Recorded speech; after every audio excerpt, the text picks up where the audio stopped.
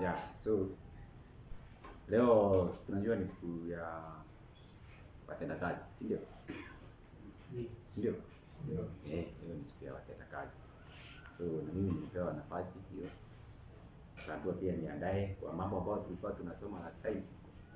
Tuendelee nayo. Na subject ya leo ambao Mungu amependa tuweze kuangazia katika masuala ya wale ambao ni watenda kazi kwa kanisa, ni mamlaka ya kanisa, mamlaka ama authority in the church. Authority in the church. Hiyo mamlaka katika kanisa. Yeah, those who are in authority, wale wako wazee, ministers of the church. Hebu soma Matthew 28 verse 18. Matthew 28 verse 18. Dani ameniambia ni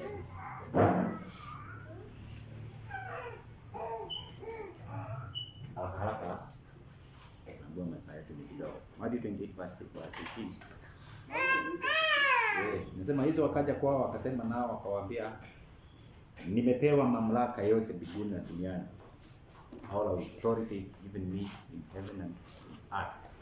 So na yeye akapea wanafunzi wake mamlaka waenende kote wakiwa na mamlaka ambao Yesu ameweza kuwapea, si ndio? Kuna Titus 2. The book of Titus chapter 2. The book of Titus. The whole of the book of Titus. Ni waraka wa Timotheo. Wa Tito. Unaweza soma yote. Titus chapter 1, 2 mpaka 15. Ambapo anampea masauri ya vile ambavyo inafaa kufanya. Anaongea akitoa ushauri vile watu inafaa waenende, wafanye, wasifanye hivi, wafanye hivi, ili isiwe wakawa kanisa ikawa aibu hata kwa watu wa mataifa. Wewe kwa wakati wako unaweza kusomea hiyo. Kusoma verse 15. Mtu amefika hapo. Titus 2:15. Nena maneno hayo. Onya kwa kukaripia. Mamlaka yote. Sema kwa mamlaka yote, asikudharau mtu aliye awaye yote. So mamlaka hayo ambao Tito anamwambia, Paulo anamwambia Tito waweze kuyafanya. The authority that Titus was exercising in the church. Ilikuwa ni kwa sababu yeye tu ni Tito, is a minister, is ako hivyo. Was it authority to dictate kwa kanisa, ama ilikuwa ni mamlaka gani? Angalia hayo ni mamlaka ambao Tito walikuwa amepewa na nani? Ni mamlaka ambao Tito walikuwa amepewa na kanisa. Amepokea kwa Kristo. Kwa sababu kanisa inapokea mamlaka kwa Kristo. Hebu soma Matthew 7 verse 28 and 29. Matthew chapter 7 verse 28 and 29.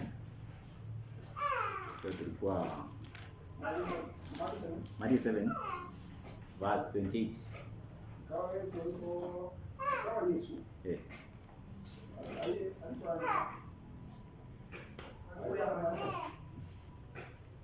Matthew.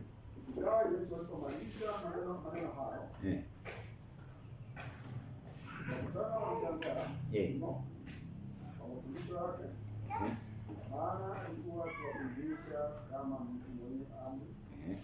Basi kama waandishi wao. Christ was a teacher. Was the one who teach with authority. Kwa sababu kwa hivyo mamlaka ambayo ilikuwa ni ya Kristo akaweza kupea kanisa.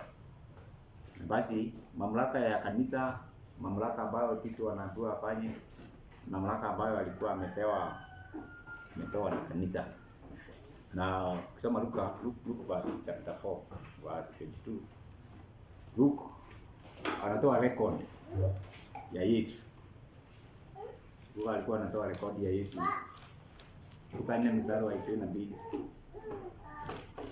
Kitu haraka unasoma. Wakamshuhudia wote. Wakistaajabia maneno ya neema. Aliyotoka kinywani mwake. Sema. Ndiye mwana wa Yusufu.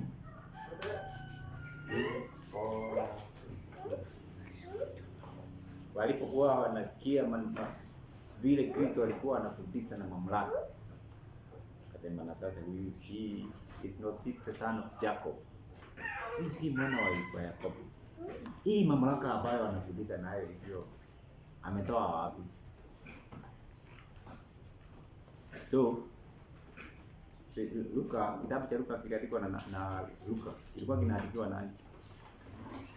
Kitabu cha Luka ilikuwa kinaandikiwa nani?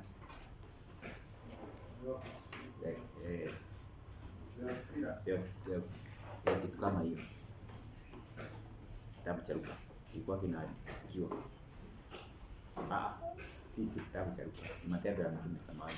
Matendo ya Mitume ndio iliandikwa Silas.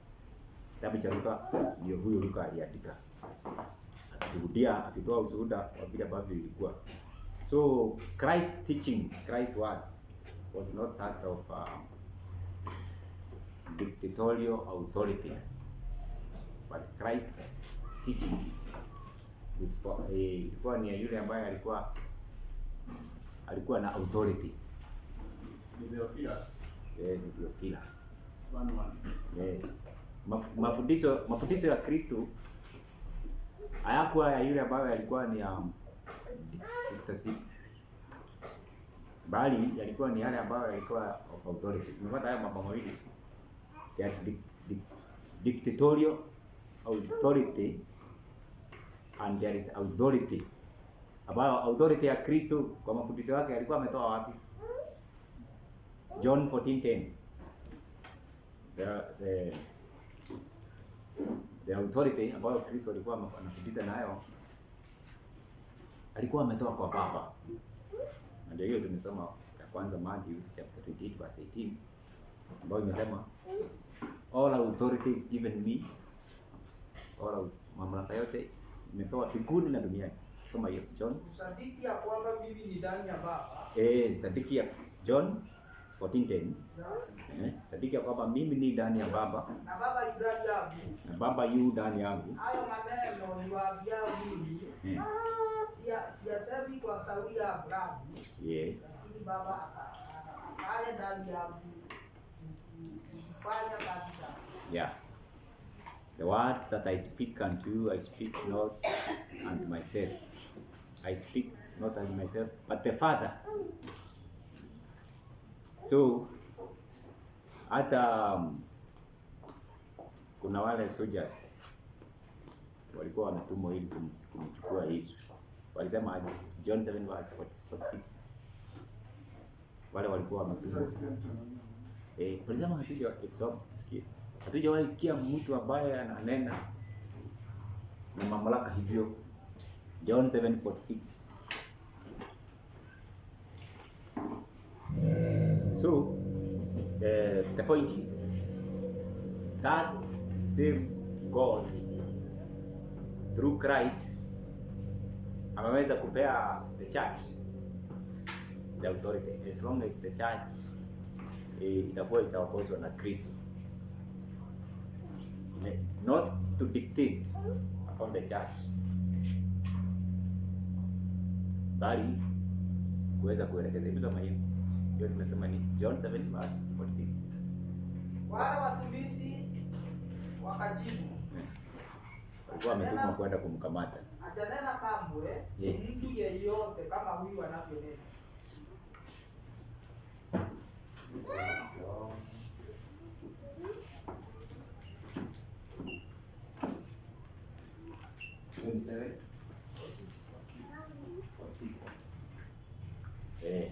Hajawahi kuwa kamwe tena mtu ambaye ananena kama yeye, haikuwa hivyo. So na basi hivyo ndivyo hata Mungu amepea kanisa lake. Wakati kanisa linapokuwa maintain its position with Christ, God has invented His church with authority, not to dictate. Wakati kanisa wanapoenda kuhubiri, inafaa pia dunia iweze kusakaa. Hatujawahi sikia watu ambao wananena na nguvu na ushujaa kama watu hawa. So God's people hawafai kuwa kando. that church about God has invented with authority, there is danger ya kuwa independent of the church.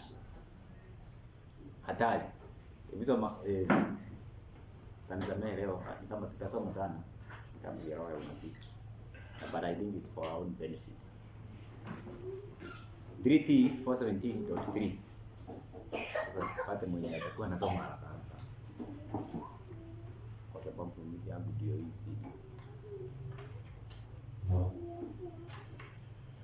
Testimonies to the Church, volume 3, page 417.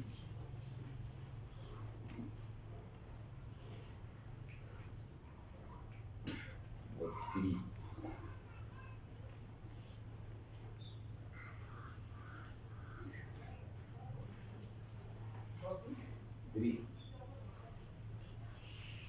You are constantly inclined to individual independence.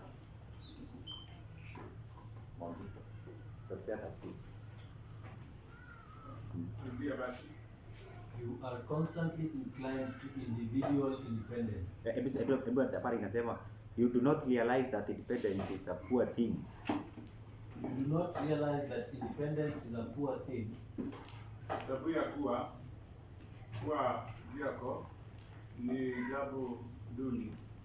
When it leads you to have too much confidence in yourself.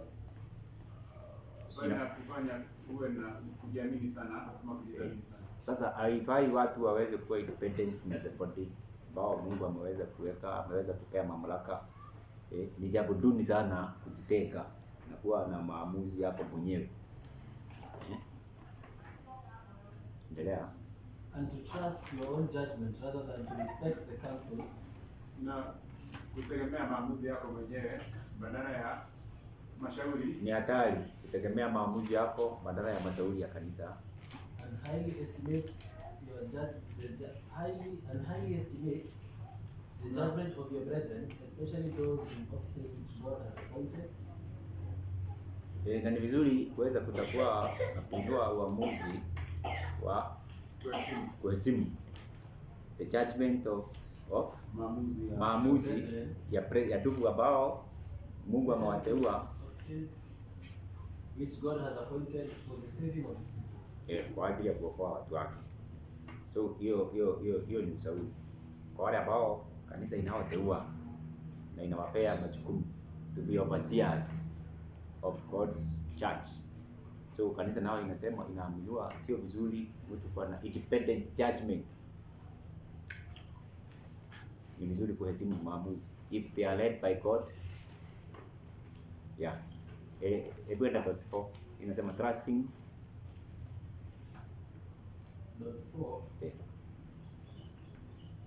Nambari inasema trusting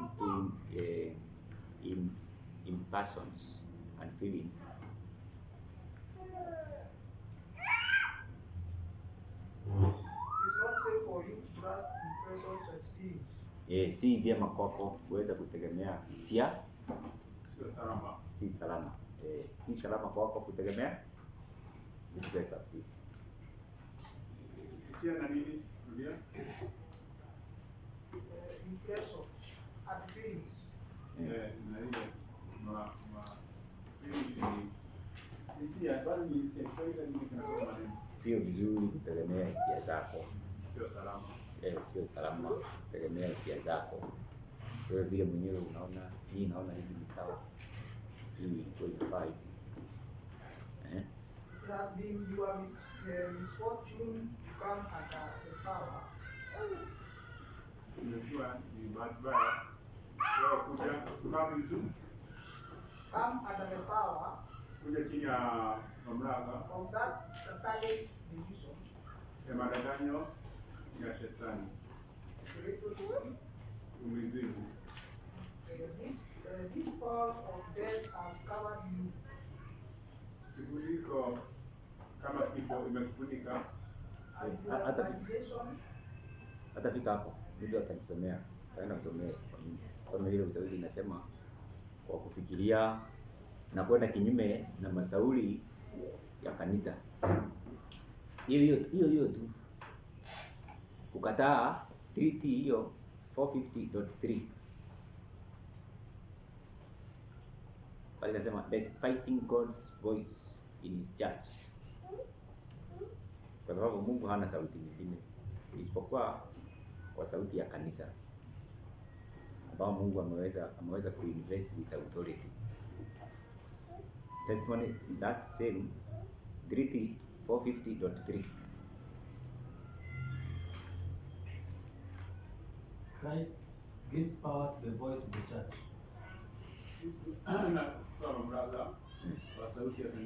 Kristo anapea mamlaka kwa sauti ya kanisa. Verily I say unto you, hakika nawaambia, whatsoever ye shall bind on the earth shall be bound in heaven. Chochote mtakachokifunga duniani kitakuwa kimefungwa mbinguni. Whatsoever ye shall loose on earth shall be loosed in heaven. Na lolote mtakalofunga duniani kitafunguliwa mbinguni. No such thing is countenance as one man starting out upon his own individual responsibility. Kuna kitu cha kusagaza kama mtu No one thing is countenance. No such thing is countenance. Hakuna jambo kama lile linaonekana as one man starting out, kama mtu mmoja starting out upon his own individual responsibility. Kuanza majukumu yake mwenyewe and advocating what views he chooses, na kuweza kuendeleza maoni yoyote ambayo yeye anachagua, irrespective of the judgment of the church. Kinyume cha maamuzi ya kanisa. God has bestowed the highest power, Mungu ameweza kupea mamlaka ya juu sana under heaven upon his church. Ya mbinguni katika kanisa. Tunapata hiyo. Mungu amepea nini? God has bestowed the highest power under heaven upon his church. Yeah. You know, the church on earth, God's church on earth, kama iko, na nafikiri iko, kwa sababu God has not left himself without witness. And I believe the churches si makanisa, na sio systems, na si dini. I believe sisi tunajua kanisa ni nini. All heavens, maandiko yanasema amepea kanisa lake hapa duniani. All authority amepea kanisa. So imepewa mamlaka. So kama kunayo, and if I don't believe you are tunakiri kwa ni kanisa la Mungu, unless peace gathering, unless tunajitanganya. Na ni vizuri tulisoma wakati tulipokuwa kwa makambi, tulikuwa tunasoma let's prove ourselves, 2 Corinthians 13:5. Ni vizuri tujidhibitishe, tuone kama kwamba tuko katika imani ama tumekataliwa. Kama tumekataliwa. Kwa sababu ni vizuri, ni vibaya sana kufanya kazi alafu hatimaye wakati wa mshahara kaambiwa aje, kutoka kwangu siku wajua tokeni kwangu siku wajua kama. Would we examine ourselves?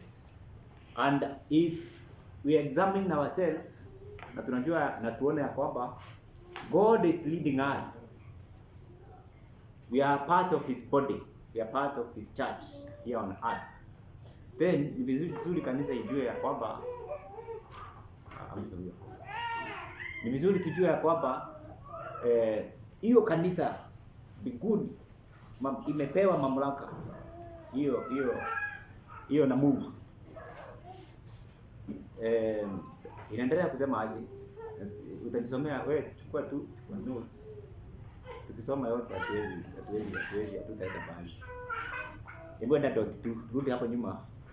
Inasema when Christ was upon the earth, wakati Kristo alipokuwa duniani, there were men who had no respect or reverence for God's messengers.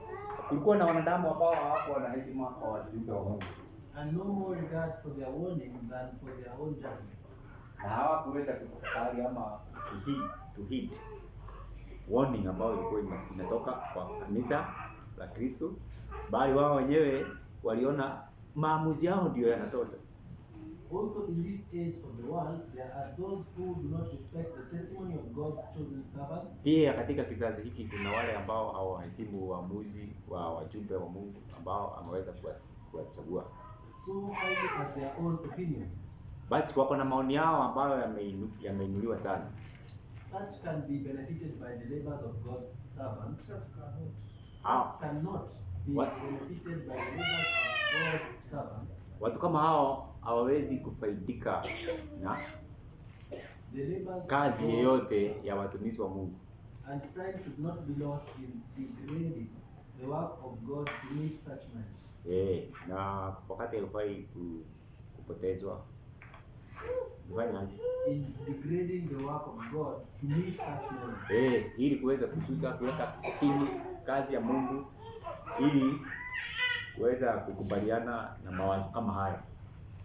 So in the times of Christ and also in this time itakuwa hivyo. But kama kanisa lenyewe ikiwa perfectly united together in Christ,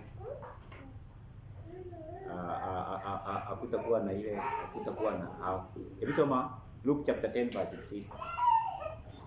Luka 10 mstari wa 15.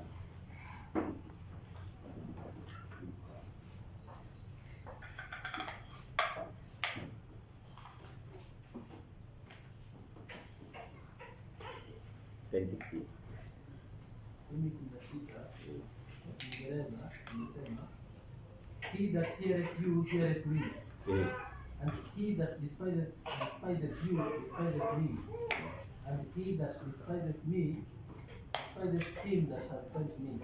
Huyu ni Kristo. Anasema hivyo pia kanisa. Wale ambao kanisa ambalo limepewa mamlaka, kwa wale ambao watakosa kulisikia, wamekosa kusikia Kristo. Na kwa yule ambaye amekataa kusikia Kristo, amekataa kusikia yule ambaye Kristo aliyemtuma, ambaye ni Baba. So hivyo ndivyo ilivyo. So Satani atakuwa anafanya kazi mpaka wakati wa mwisho. Satan's working near the end. Kazi ya Satani wakati wa mwisho. Soma 1 Corinthians chapter 9 verse 10. Mapenzi ya Mungu, mapenzi ya Kristo ni tuwe na umoja. Wakorintho wa kwanza 1 mstari wa 10.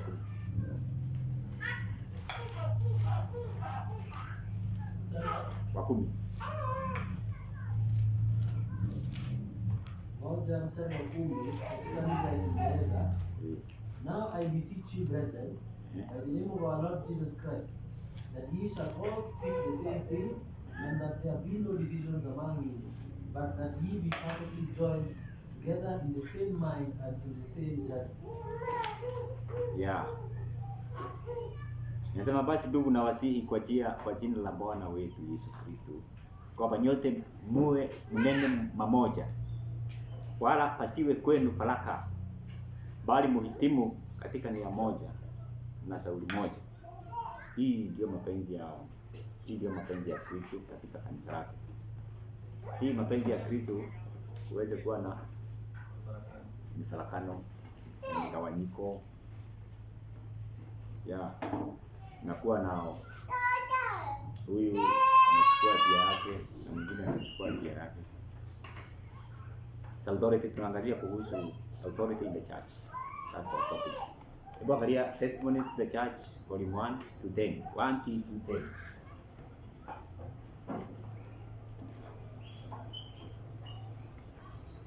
Dot 2.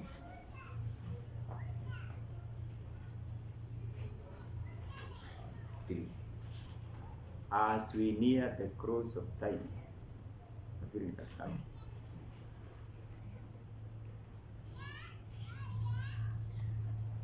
As we near the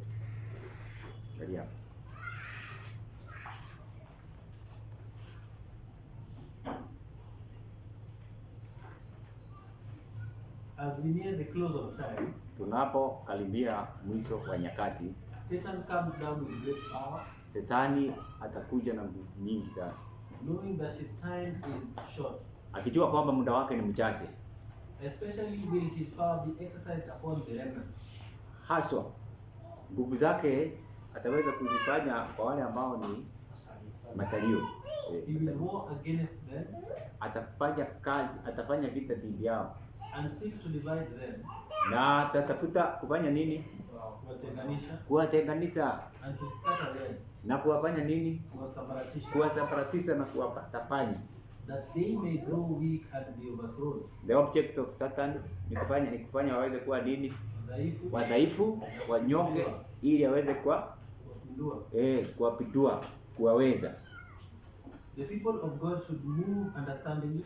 So watu wa Mungu wanafaa waende mbele wakiwa na uelewa. And should be united in their efforts.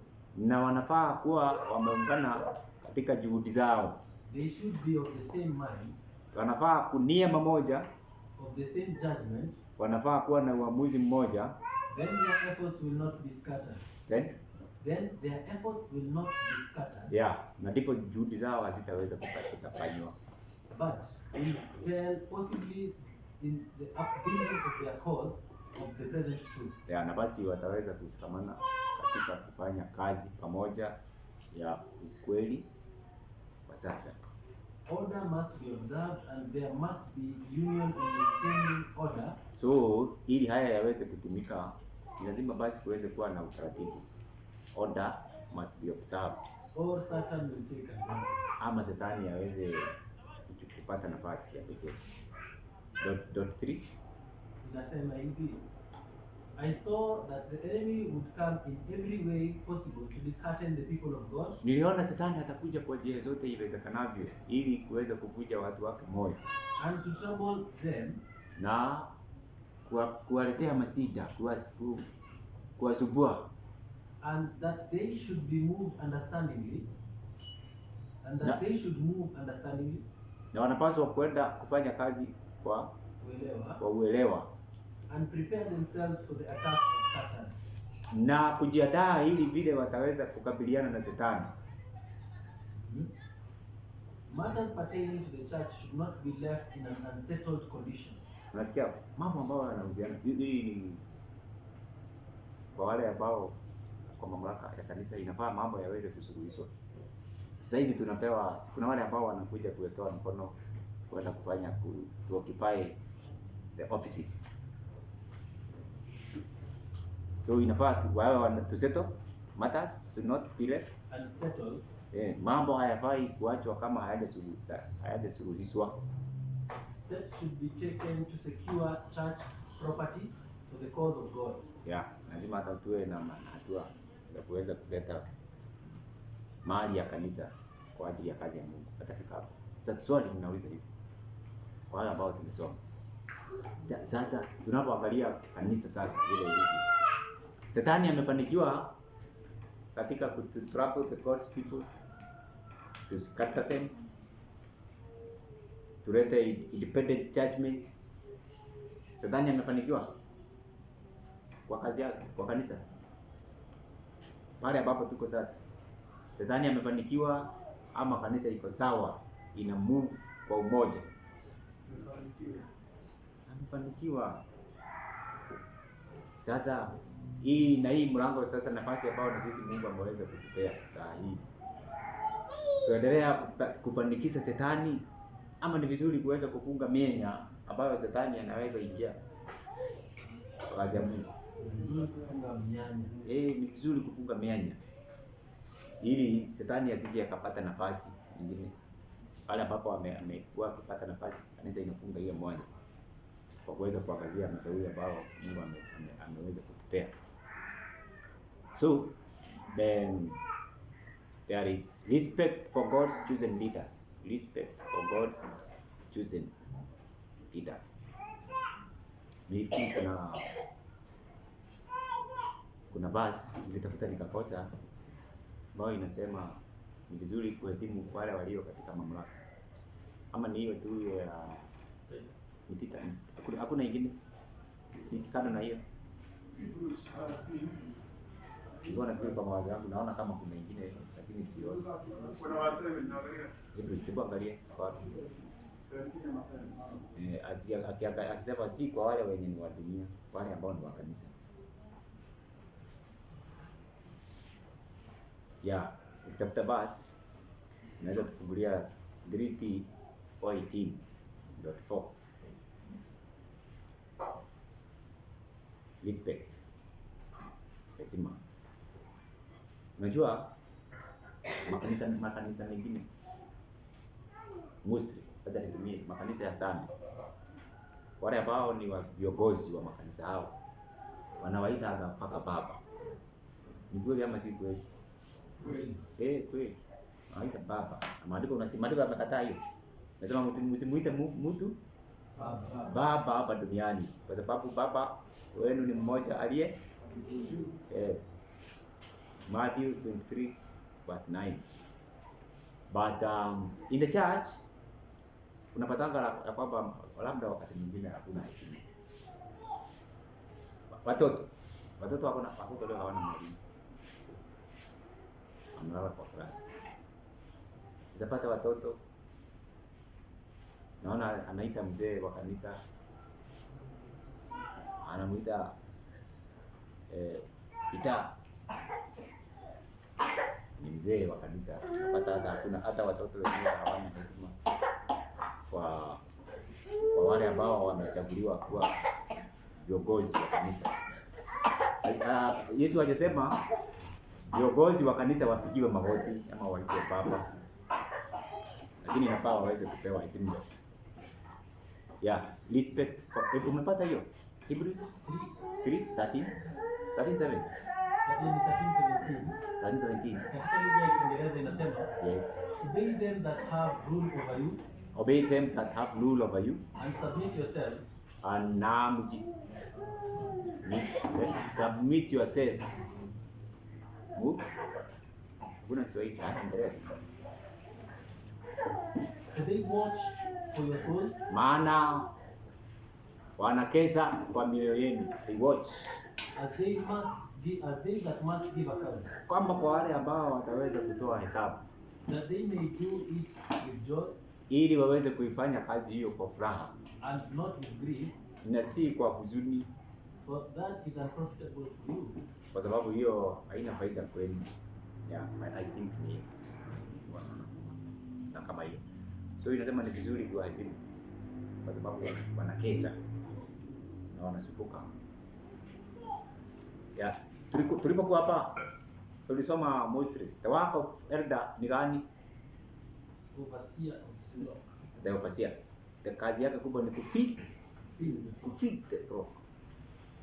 Feeding the flock. Na kwa nyumba mtoto akiwa akona tupu na sio kitabu, si kukula, amekula vizuri, ametoa kitabu na nywele kwa sababu ya inaitwa aje, malnutrition, kwa kuwa hajakula chakula vizuri. Ni nani mwenye atakuwa appointed ya kwamba wewe uangalie familia yako vizuri? Ni baba. Baba atakuwa uangalie au utoe chakula yako. Kwa hiyo lazima baba basi ashughulike kuhakikisha ya kwamba familia yake inakula vizuri. Pia ni kazi ya wazee, si ndio? Kazi ya elders kuhakikisha kanisa inakula vizuri chakula. Balanced diet, spiritual, chakula ya kiroho. Ya kwamba kusiwe na kupungukiwa katika kanisa. Na usicheze na wale ambao wamepewa kazi ile kuhakikisha kwamba kanisa inakula chakula ambayo inafaa kwa wakati. Maandiko yanasemaje? Kwa hiyo Matthew chapter 24:45. Heri mtumwa mwema mwaminifu ambaye bwana wake akija atampata akiwapa watumwa wake chakula kwa wakati. Chakula, food in due season. Ile ambayo inafaa chakula iweze kukuliwa. Hiyo anapeana. So ako na kazi ambayo anafanya kuhakikisha kwamba chenye analetea kanisa ni mkate ambao umetoka katika hekalu ya mbinguni na anauleta ukiwa moto. So hiyo ndio kazi ya hiyo kwa wale ambao wanakeza. Wakati mwingine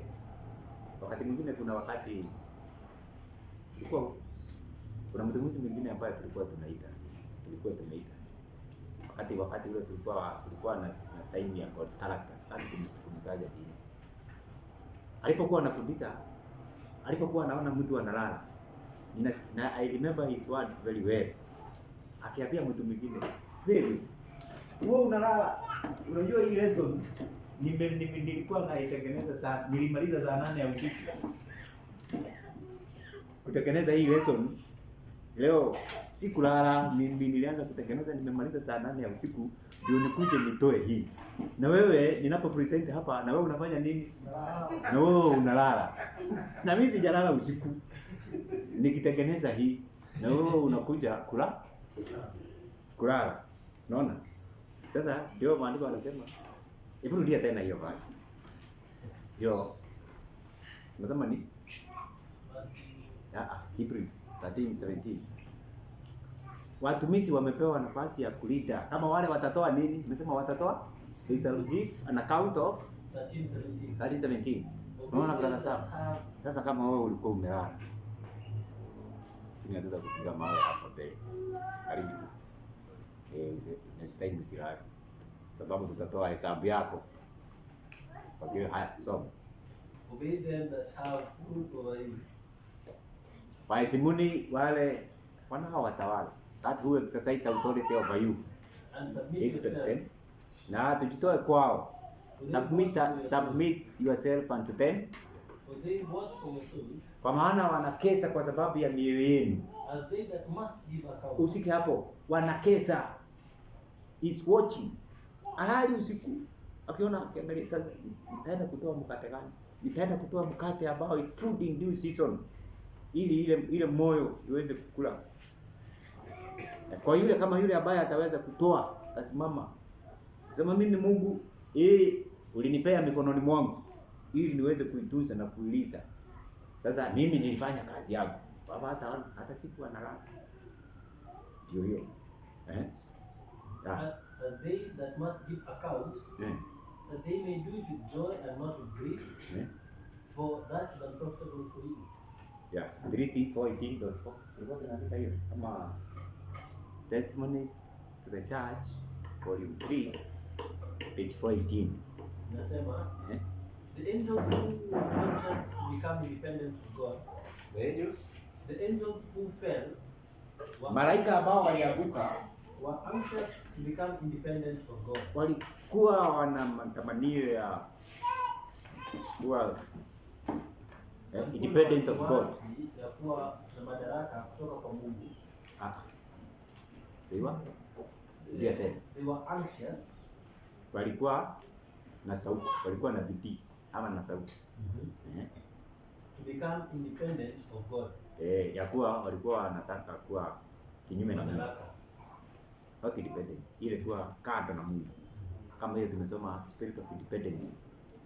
Kwa kanisa inasema hivi na mwingine anataka kuwa ndio hiyo sasa. They were very beautiful. Walikuwa wazuri. They were very glorious. Walikuwa watukufu. But dependent on God for their happiness. Na walitegemea Mungu kwa ajili ya furaha yao. And for the light and intelligence they enjoy. Na nuru na akili nzuri walifurahia. They fell from their high estate through insubordination. Walianguka kutoka sehemu yao ya kuinuliwa kwa kutokufanya nini? Insubordination ni kama kwa kutokutii waliokuwa juu yao. Kwa kutokutii mamlaka ambayo ilikuwa yao. Christ and his church are inseparable. Sasa sikia. Nasema Kristo na kanisa ni vitu mbili ambazo haziwezi kufanywa nini? Haziwezi kutenganishwa. Neglect or despise those whom God has appointed to lead. Haya. Sasa sikiza vile maandiko yanasema. Sasa unless na ni vizuri na sisi tuko hapa tunasema let's prove ourselves. We prove ourselves whether we are in faith or we are reprobates. Ili tujue kwamba hatuko katika imani. Tujue kwamba lakini kama tunasema tuko katika imani, na nimesema kwamba sasa kanisa wale watuchagulie wale ambao kuchukua hatamu ya uongozi mwaka huu. Sasa maandiko anasema wale ambao wamepewa hizo nafasi za kuongoza kanisa, endelea, those who to neglect or despise those whom God has appointed to lead out and to bear his responsibilities. Kukataa, to neglect, kupuuza wale ambao Mungu ameteua kubeba majukumu yake. Connected with his work and with the advancement of the trend of truth is to reject the means which God has ordained for him. Kukataa hiyo, kukataa kile ambacho Mungu mwenyewe ameweza ordain, kuteua kwa ajili ya msaada wa kazi yake. Imeisha?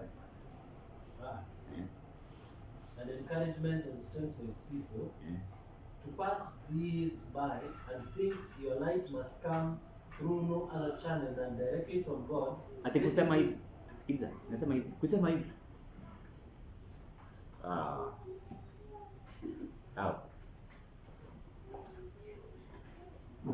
Hao wenye wamepewa hiyo kazi wanaenda wanakaa chini. Ni hao wenye watakuwa wanakuja kuleta neno. Kama kukataa hao na kusema mimi Mungu anaweza kunitumia na kuniletea nuru ikuje moja kwa moja, sio kwa wale ambao ati wamewekewa kanisa Mungu hawezi kuandaa kwa si lazima Mungu aweze kutumia hao kwa mimi. The light will come one on one from heaven. Nasema nikifanya nini? Hakuna kitu kama hii. Kukataa hiyo na kusema mimi Mungu atanipea light one on one. Ni kujitanga? Ni kujitanga. Kwa pamoja? Imeisha? Is to place yourself ni kujiweka pahali ambapo in a position where you are liable to deception. Ni pahali ambapo sasa wewe utakuwa matakanyo ya kila aina yatakupangia And to be overthrown. Na utafanywa nini? Utakuwa umebeba. So that's the spirit of independence. Kwa kwamba hii ni kwa sababu mimi si lazima tukae katika councils ya church tukiangalia kwa fulani, kusikiza maamuzi ya wazee, kuangazia kusikia huyu, tunasikia huyu. Mimi ninaenda ninakaa na ninaomba Mungu atanifunulia light one on one. Nasema sio hivyo. Nikujiweka katika position ambapo matakanyo atakufanya nini? Atakubeba. Haya.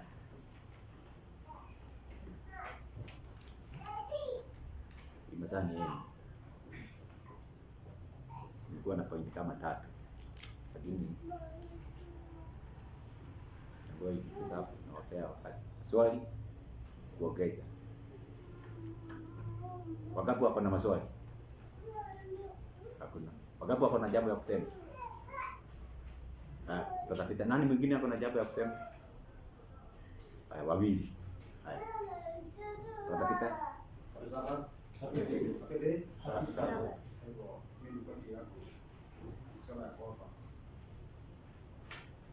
Mungu akiwa mbinguni akana wakilishi wake duniani, wakilishi wake wa kanisa. Kwa hivyo mimi nikienda kinyume na kanisa, ninaenda kinyume na Mungu akiwa mbinguni. Kwa hivyo vizuri iwe connected with the church. Ukiwa connected na kanisa utakuwa wanasema sana. Thank you. Amen. Sasa ndio kwa ndani ya kanisa. Ili kwa ndani ya kanisa tutakuwa ndani ya kanisa. Amen.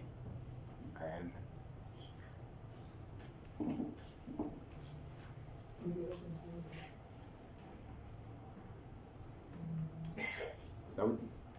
Hata niweze kusema yote kwenye na watu. So ninasema kuna kitu ambacho kinaweza kueleza. So kama sikaweza kuweka mambo ya order. Kama Mungu wetu ni Mungu wa order, Mungu wa kanisa. Kila kitu kinaenda kwa kanisa.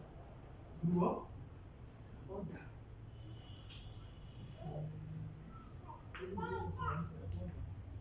vile uliweza kusema. Sijui kama kila mmoja hapa tuseme wewe unapokuwa hapa unahisi uko katika kanisa la Mungu? Unahisi ama yaani katika mawazo yako, damu yako, mifupa, yaani mtu wako ndani yako unahisi uko katika kanisa la Mungu ama ni unafundisha? So hiyo wewe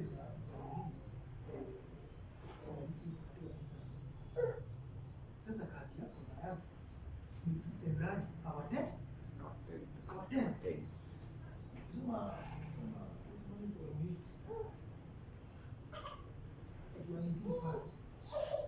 Kwa nini wana wa Israeli walihamia katika kanisa bali?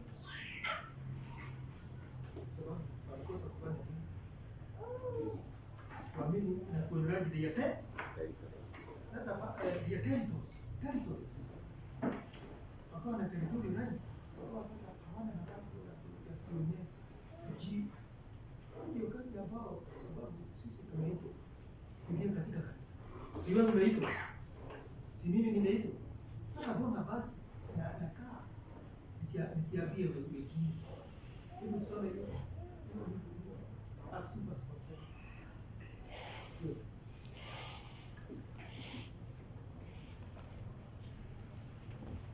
Kwa sababu Acts 2:47 45 inasema wakiuza mali zao na vitu vyao walivyokuwa navyo na kuwagawia watu wote kama kila mtu alivyokuwa na haja. Na siku zote na siku zote kwa moyo mmoja walidumu ndani ya hekalu, wakimega mkate nyumba kwa nyumba na kushiriki chakula chao kwa furaha kwa moyo mweupe, wakimsifu Mungu na kuwapendeza watu wote, Bwana akilisitiza kanisa kila siku kwa wale waliokuwa wakiokolewa. Yes, Bwana akisisitiza kanisa kwa wale waliokuwa wakiokolewa. So sasa tena tujiulize hivi ni kanisa. Tunaamini ya kwamba tuko katika kipindi cha mitume kama kile kituo cha mitume. Sababu hao ndio Mungu alikuwa ameweza kukabidhi kazi ya kupeleka injili duniani. So the workers, wale ambao wanakuja, wale ambao walikuwepo, wale ambao wanakuja katika kazi. Sio kitu kingine. Hiyo kazi ilikuwa inaendelezwa na wale ambao walikuwa katika nini? Ama the offices. Wanakuja kuendeleza hiyo kazi. Ile policies ambazo zilikuwa zimewekwa wanaenda kuziendeleza. Na Mungu akipendeza baadaye kuwekea Roho Mtakatifu kuja na policies zingine kuona kazi ya Mungu iendelee zaidi. Kama vile Yohana Mbatizaji alivyosema, I must increase so that you can increase. So ndio kazi ambao Mungu ametukabidhi kuita watu kuingia katika hema ya Mungu. Asante. Asante. Haya. Hizo dakika kama 10 zimebaki. Bound in heaven. Kuna Matthew 16:19. Matthew 16:19. Kanisa imepewa pia hiyo mamlaka ya kufunga na kufungua. Tulikuwa tumesoma. Tulisoma tena. Matthew 16:19. Katika lugha ya Kiingereza inasema, yes, and I will give unto thee the keys of the kingdom of heaven, na nitakupa funguo za ufalme wa mbingu, and whatsoever thou shalt bind on earth, lolote utakalo ifunga duniani shall be bound in heaven, itakuwa limefungwa mbinguni, and whatsoever thou shalt loose on earth, lolote utakalo kufungua duniani shall be loosed in heaven. itakuwa limefunguliwa mbinguni. So hiyo ni mamlaka kwa kanisa kufunga na kufungua. Kanisa imepewa mamlaka ya kufunga na kufungua. Ukisoma hiyo tu akarudia tena, hiyo alikuwa anaongelea Petro alipokuwa anasema na juu ya mwamba huu nitalijenga kanisa langu. So hiyo ndio kanisa ikapewa hiyo mamlaka. Matthew chapter 18 from verse 15 to 20. pia akarudia lile ambayo alikuwa ameambia Petro, mamlaka ambayo imepewa kanisa ya kufunga na kufungua, Matthew 18 from verse 15. Lolote when Mungu ametoa mpangilio wa kusuluhisha maneno katika kanisa. Hello? Hello? Yes. Katika kanisa la Mungu liko na utaratibu hata wa shida. Mimi nikiwa na shida na ndugu yangu, inapaswa mimi mwenyewe niweze kusuluhisha mimi na nani? Kati ya mimi na nani? Kati ya mimi na ndugu yangu.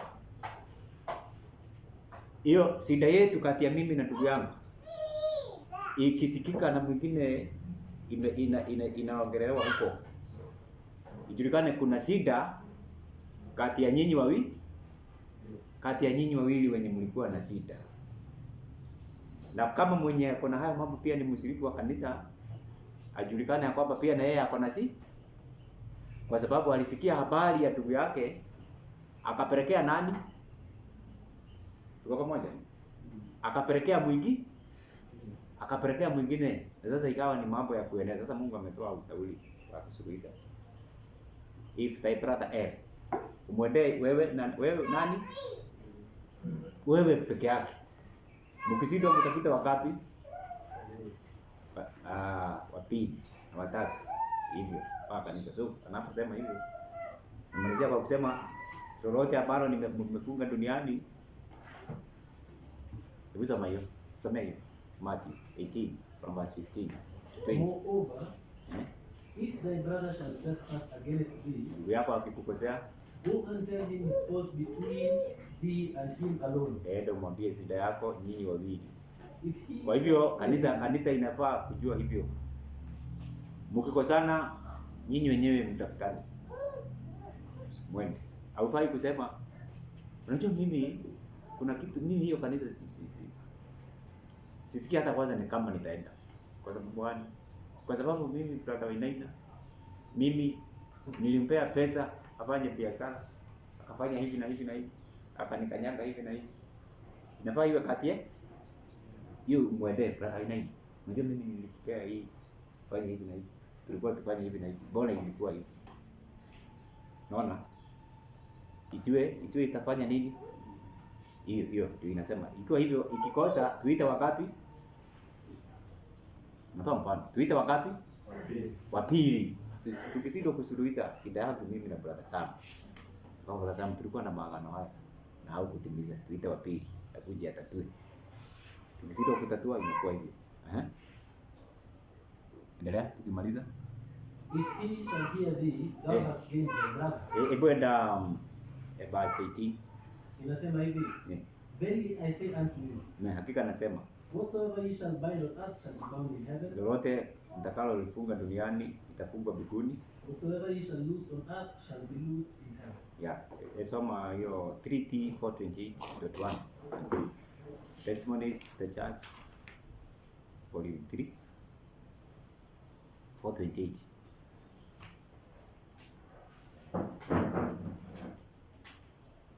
Inasema dot 1. Dot 1. Pale kwa the authority of the church. Yeah. The world's Redeemer has invested great power with his church. Mwokozi amepea kanisa lake nguvu mingi. Great authority, great power.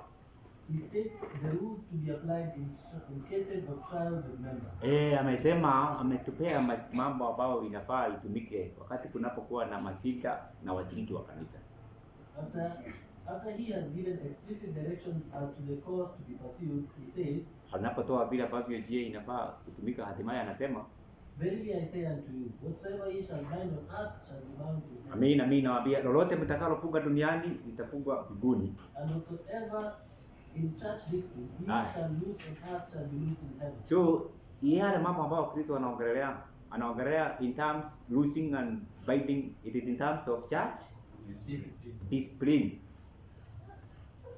Tuko pamoja kanisa?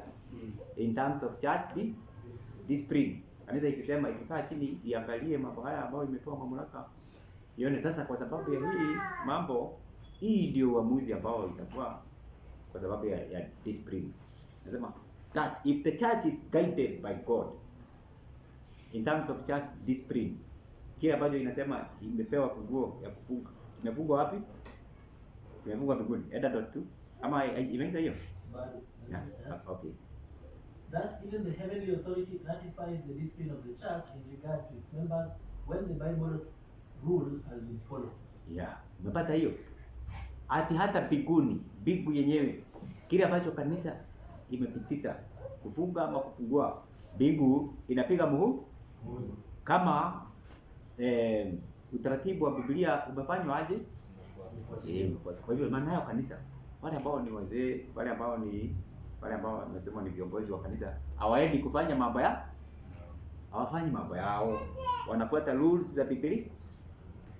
Rules za Biblia. So kanisa si ya wale ambao wako katika authority. Wakienda kinyume na rules za Biblia, kanisa inafaa kuambia, hapa ni kwa nini mmefanya hivyo? Mmetumia rule gani ya Biblia kuwa katika uamuzi huu? Na hiyo utaisomea kwa ya mwisho nikimaliza kwa sababu ya wakati.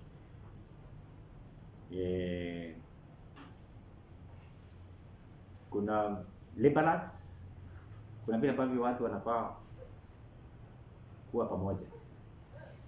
The workers to take councils together, kuwa wanakaa katika vikao. Wale ambao ni of responsible position wanashauriwa kuwa wanakaa katika vikao. Isoma gospel workers GW ya ile na GW3.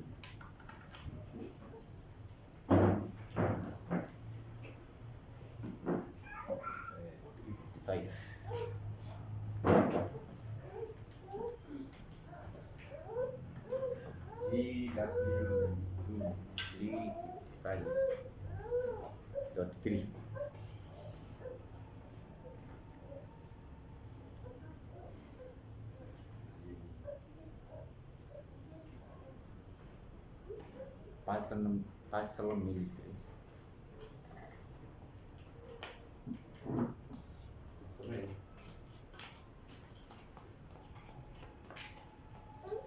The laborers should counsel together. Haya, watenda kazi wanafaa wawe wanashauriana, wanafaa katika vikao kushauriana. No one is to strike out on his independent judgment. Hakuna ambaye anapaswa kuwa anatoka na uamuzi wake mwenyewe. Kuna council of elders, kuna council of deacons, uko na ministry ya wanaume, ya wanawake. So wanawake wako na ministry hapa. Vizuri na kuna kitu Manu alisema sasa hivi. Vizuri women well servants wa kanisa waweze kuwa wana council together, kuona vile ambavyo kanisa ina kama masaidiano ya wamama, counseling together, the liberals council together, wawe wanakaa chini pamoja. So and work according to his own mind, regardless of the council. Mtu asikuwe anafanya kazi kwake mwenyewe kinyume na mashauri ya kikao of those who connected with him. Kwa wale ambao wameshirikiana nao, if there is the deacons, elders, women, kwa wale ambao kikosi hikyo kiko hivi, wanapokaa pamoja na kushauriana, isiwe kwamba kuna yule ambaye anafanya na maamuzi yake mwenyewe. If we think ourselves sufficient to manage the work of God, mimi nikiona ya kwamba I as an elder, I don't need the other elders. Nasihitaji mashauri yao. Mimi mwenyewe ninajiweza. Mimi niko na experience. Mimi mwenyewe naona ndio inasema hivyo. Fikiria kwamba mimi mwenyewe unaweza fanya kwa mawazo yako.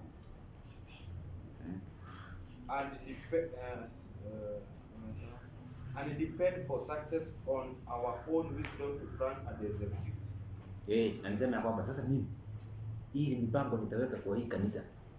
Jinsi itakuwa nahitaji kikao ya wazee. Sema usikue mtu wa aina hii. Nasema Pamoja? we may expect defeats and losses.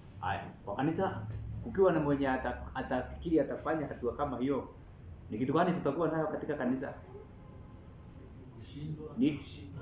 Ni kushindwa na hasara. Defeat and losses. So wakati kanisa inaposikia kulikuwa na kikao wakati mnasikia deacons wameweka kikao ya kuangalia kazi ya Mungu. Wazee wameweka kikao ya kuangalia kazi ya Mungu. Inafaa hata kanisa yenyewe inasikana inaenda kuwaombea. Inaenda kuombea.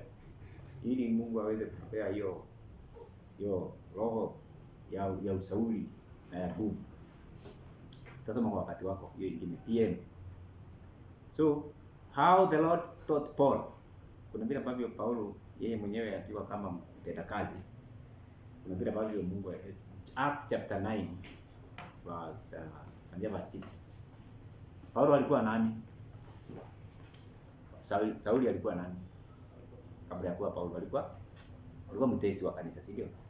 He was a great persecutor of the church. Lakini kuna alipatana na Kristo. Si ndio? Alipopatana na Kristo na alikuwa msomi. Paulo alikuwa amejijua na amesoma. Amechunguza. Ukisoma katika 3 for that 3.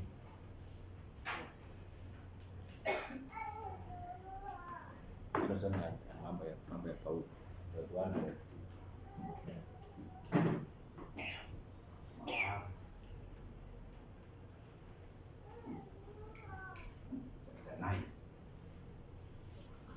Kati ambapo Paulo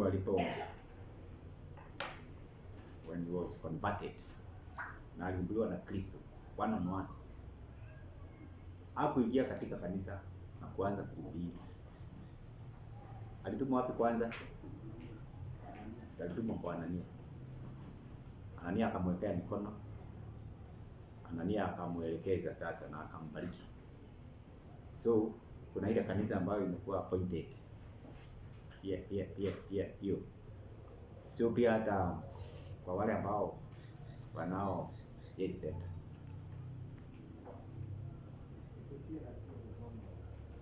Kuna kitu ya kusema na Masai Misa. Sasa tumalizie pale. So hata usome kwa wakati wako vile ambavyo Paulo hizo alikuwa. Nasema Paul was blind for 3 days, ndio? Alikuwa siku 3. Ukienda usome page 118. Katika siku 3 za Paulo ambazo alikuwa ameenda kwa Anania. There are 3 days of torture. Alipitia kufadhaika kwa moyo alipokuwa anatafakari vile ambavyo alikuwa anatesa kanisa. Alipokuwa haoni kwa sababu alikuwa kipofu. Lakini macho ya kiroho yalikuwa yanaona vile ambavyo alipiga Stefano na mawe na watu walikuja wakatoa makoti wakaenda wakaweka kwa Paulo. Sasa mapiga hakuwa anaona, lakini kwa kiroho alikuwa anaona ile vita ambayo alifanya kwa watu wa Mungu. Kawa anapiga hesabu kazi yote ya Mungu ambayo alikuwa ameikataa. Nasema ilikuwa ni kama miaka kwake. So that's how God is dealing with us here na sisi.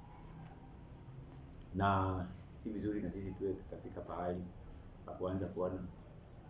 Kama vile nasema Paulo aliambiwa, how long shall you kick against the pricks? Utapigana nini? Utapigana mpaka lini? Na vile ambavyo Mungu anataka kufanya.